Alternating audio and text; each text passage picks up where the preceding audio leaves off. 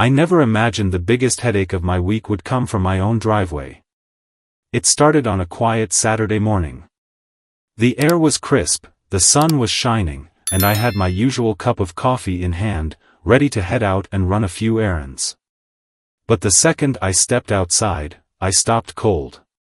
A shiny blue SUV was sitting right in the middle of my driveway, completely blocking me in. For a moment, I just stared, confused. Maybe it was a delivery driver stopping for a minute, or a guest visiting one of my neighbors. No big deal, right? I figured I'd wait a few minutes, and they'd be gone.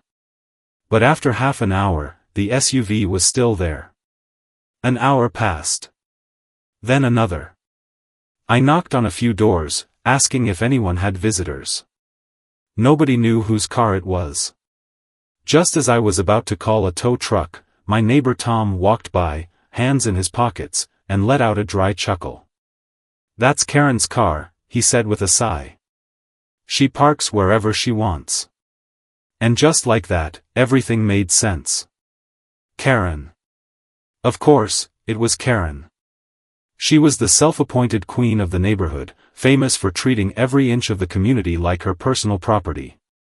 Whether it was cutting the line at the HOA meetings, making up fake rules, or demanding special treatment, she had a reputation for being entitled, manipulative, and an absolute nightmare to deal with.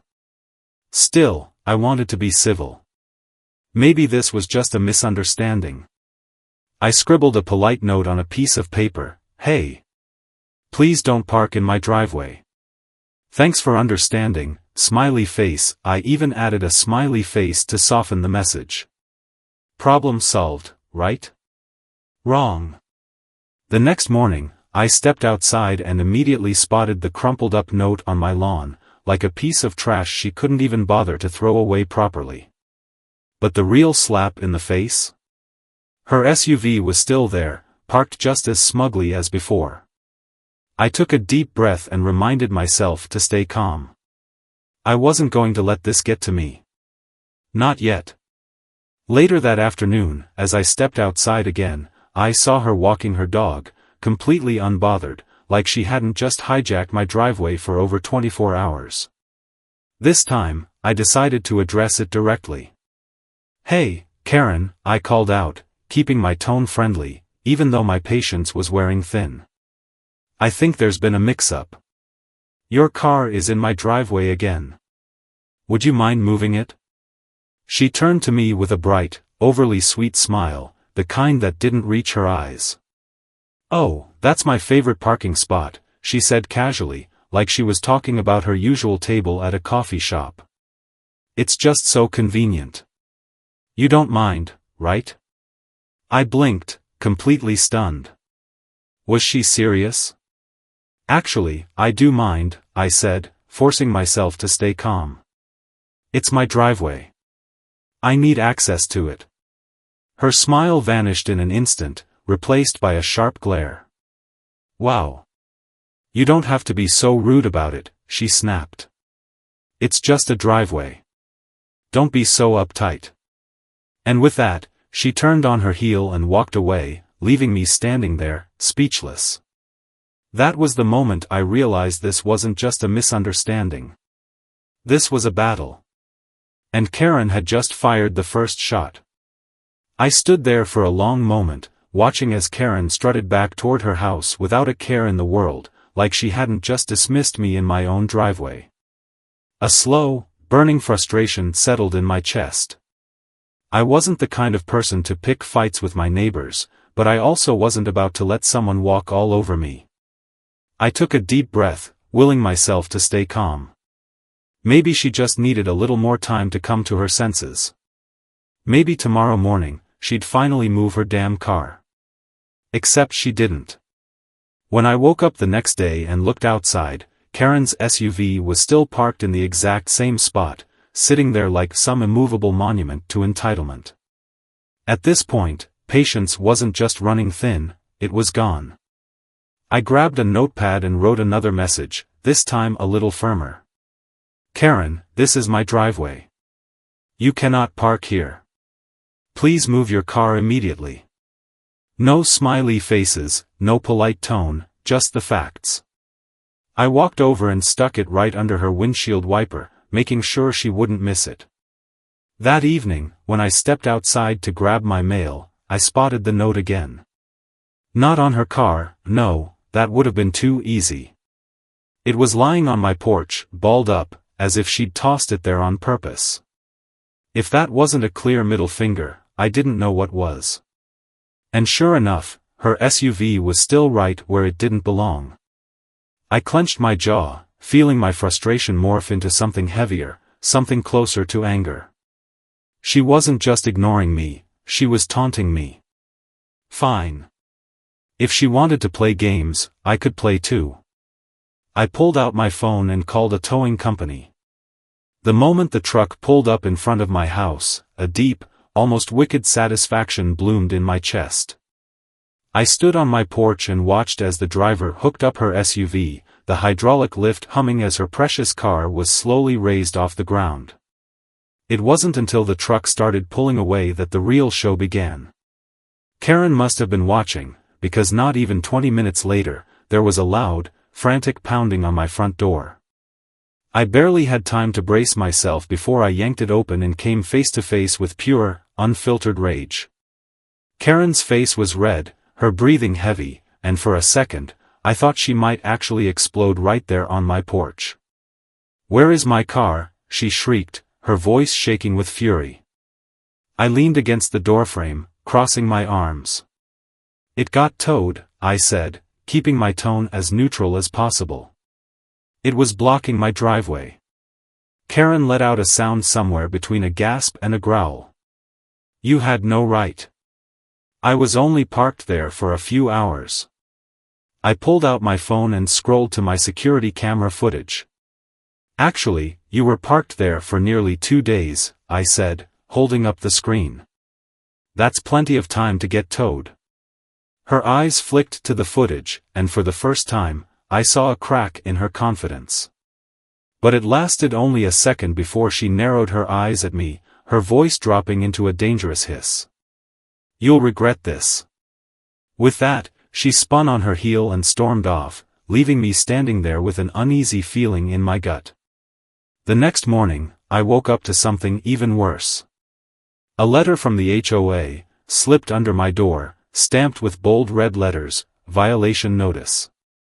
My stomach twisted as I skimmed the contents. Creating a hostile environment by engaging in aggressive behavior toward a fellow resident, disrupting neighborhood peace with unnecessary towing, and failing to engage in appropriate conflict resolution. I almost laughed at the absurdity of it. Karen was the one breaking the rules, and I was the one getting penalized. I stormed over to the HOA office, my fists clenched at my sides.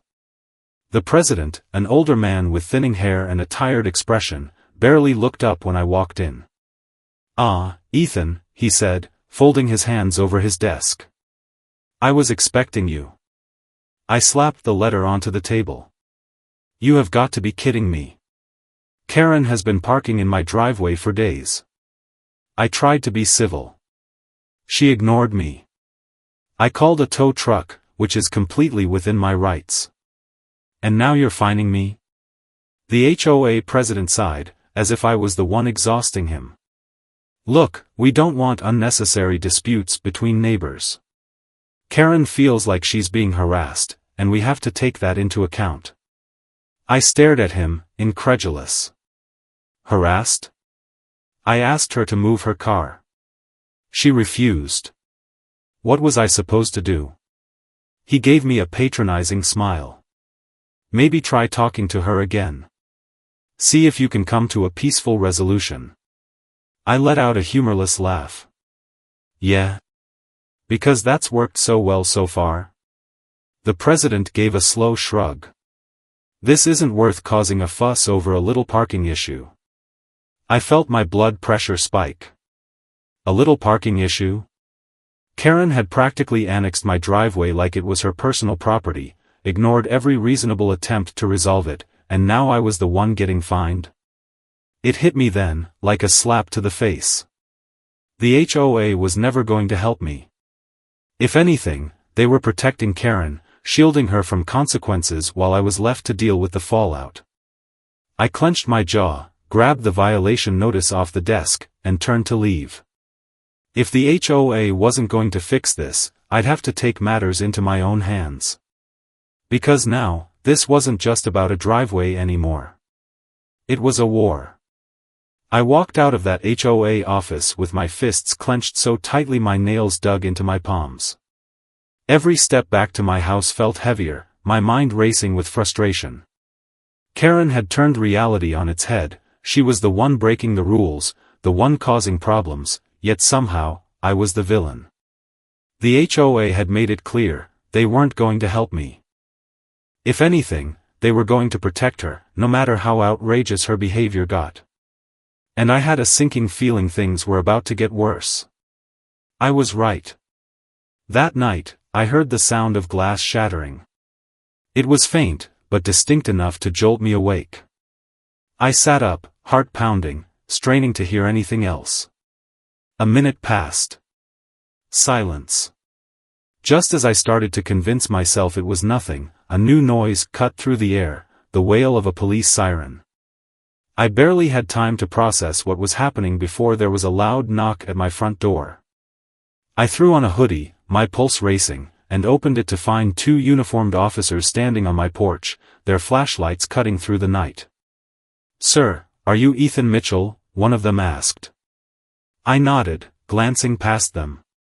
That's when I saw Karen standing at the end of my driveway, clutching her phone, her face twisted into the perfect mask of victimhood. "We need to speak with you regarding a report of vandalism," the officer continued. I blinked. Vandalism? The second officer gestured toward Karen's SUV, which was now parked legally on the street. My stomach dropped. The driver's side window was completely shattered. Spray-painted in big, bold letters across the door were the words, "Karen sucks." A mix of shock and disbelief shot through me. It was so childish, so over the top, that for a brief, stupid moment, I almost laughed. But then the reality of the situation hit me like a brick. This was a setup. Karen's voice rang out, shaking with fake distress. I don't know why he hates me so much. I tried to be reasonable, and now he's out here destroying my property. I forced myself to stay calm as I turned back to the officers. I didn't do that. The first officer gave me a measured look. "Do you have any proof of your whereabouts tonight?" A slow, grim smile tugged at my lips. Oh, I had proof, all right. Without another word, I stepped back into my house, grabbed my phone, and pulled up my security camera footage. I scrolled to the time of the alleged crime and hit play. The footage was crystal clear, Karen, dressed in all black, sneaking up to her own SUV. She had a hammer in one hand and a can of spray paint in the other. I watched her smash the window, glance around, then shakily scrawl the words onto her own car. I turned the phone toward the officers. "You're going to want to see this." The silence stretched as they watched the footage. I could see the exact moment it clicked, the realization that they weren't dealing with some petty vandal, but a manipulative liar. The first officer's lips thinned as he exhaled sharply. Karen must have sensed the shift, because suddenly, her voice took on a more desperate edge. "He probably faked that. He's been spying on me for weeks. That's harassment." The officer ignored her. He turned back to me. "Sir, would you be willing to email us that footage?" I nodded and sent it over immediately. The moment the email went through, the officer turned toward Karen, his expression unreadable. "Ma'am, we're going to need you to come down to the station for questioning." Karen's face drained of color. "What? No. He's the criminal here. I'm the victim." The second officer pulled out a pair of handcuffs. "You filed a false police report." "That's a crime, ma'am." She stammered, her eyes darting between the officers, between me, looking for some way out. "Wait. I was just scared." I didn't mean. Click. The sound of the cuffs locking around her wrists was probably the most satisfying thing I'd ever heard. As they led her toward the police car, she twisted her neck to glare at me over her shoulder. You think this is over? You have no idea who you're messing with. I didn't even bother responding. I just stood there, watching as they shoved her into the back seat and slammed the door shut.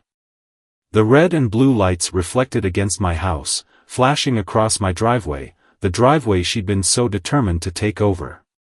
The next morning, the neighborhood was buzzing. Word traveled fast. By noon, people were already whispering about Karen's arrest, the security footage, the absurdity of it all. But I knew better than to celebrate just yet. Because people like Karen? They don't go down without a fight. For the first time in weeks, my driveway was clear. No SUV, no smug entitlement, no battle just to leave my own home. Karen had been caught red-handed, arrested for filing a false police report, and I had the kind of proof no amount of lying could twist. The neighborhood was buzzing, some people stunned, others barely surprised. Even Tom, my neighbor, wandered over later that afternoon, beer in hand, shaking his head with a chuckle. Man, I gotta hand it to you, Ethan, he said, leaning against my porch railing. Nobody's ever put Karen in her place like that. I took a sip of my coffee, exhaling a slow breath.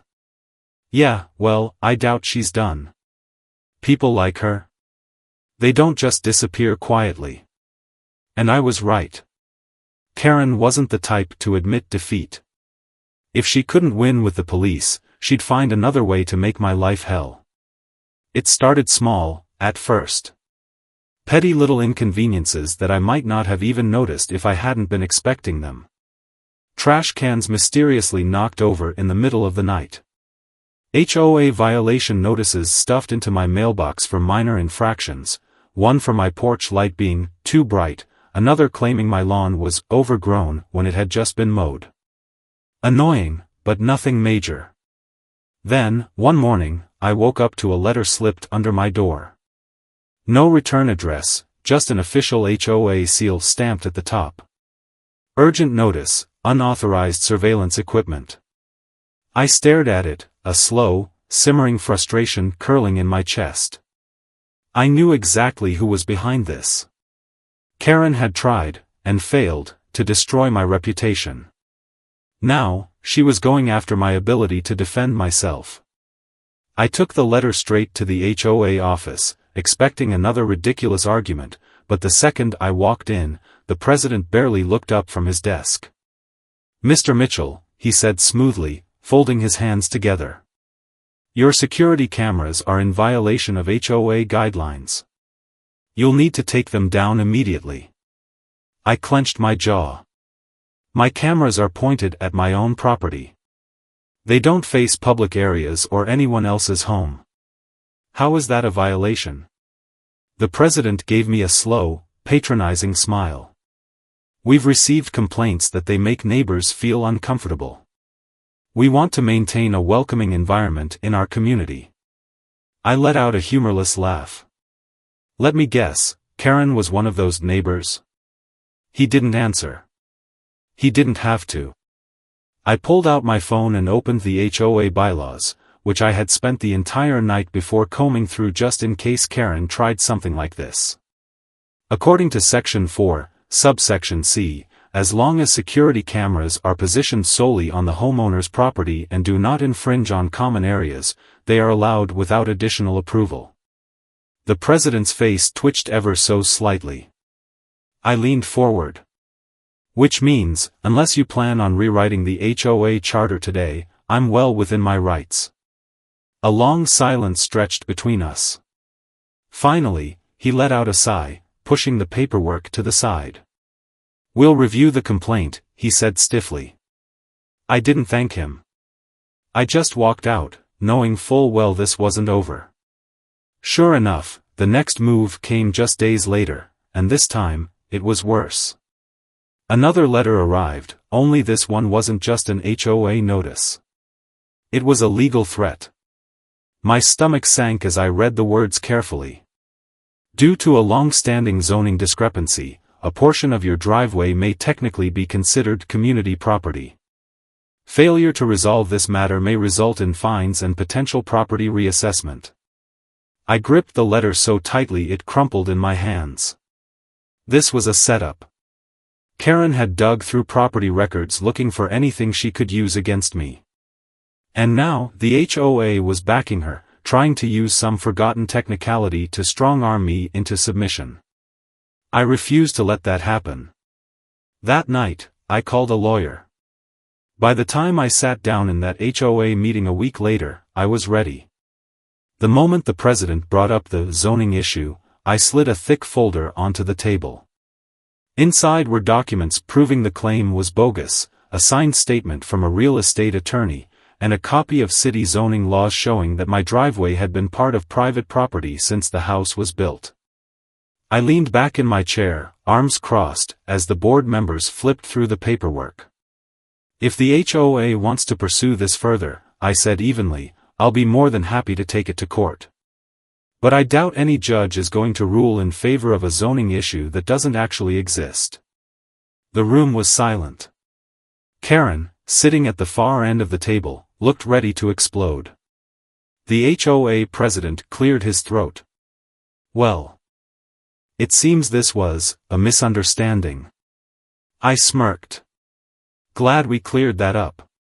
I walked out of that meeting with my driveway still legally mine. But I knew, without a doubt, Karen wasn't done yet. She had played her last card with the HOA. That meant the next move? She'd have to get even dirtier. Karen had tried everything. She had lied, manipulated, weaponized the HOA, even faked a crime to get me in trouble. And yet, every single time, she lost. But the thing about people like her? They never stop until they have nothing left to lose. And that's exactly what happened next. One evening, as I checked my security footage, the same cameras she had tried to get removed, I noticed something odd. Karen's SUV was parked in her driveway, but she wasn't just unloading groceries. She was moving large, sealed boxes from the back of her car into her garage. At first, I didn't think much of it. But then, I saw the labels. Bright blue and orange, marked with the logo of a well-known online marketplace. And that's when it clicked. Karen wasn't just some entitled neighbor.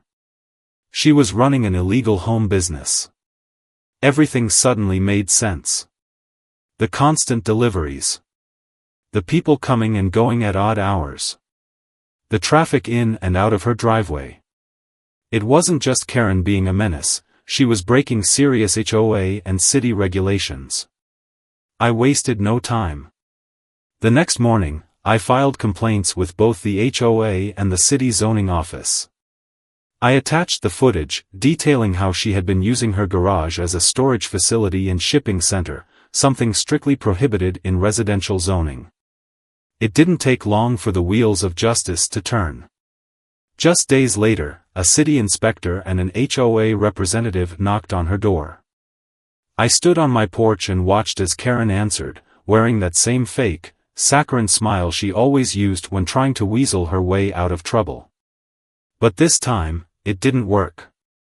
The inspector handed her a stack of violation notices while the HOA rep stood by, stone-faced. I couldn't hear the conversation, but I saw Karen's face turn pale as she flipped through the papers. She was caught, and there was no escape. By the end of the week, the entire neighborhood knew. The same HOA that had bent over backward to protect her was now coming down on her hard. Heavy fines, an official cease and desist order, and the final blow, a mandatory HOA hearing where she would have to answer for every rule she had broken.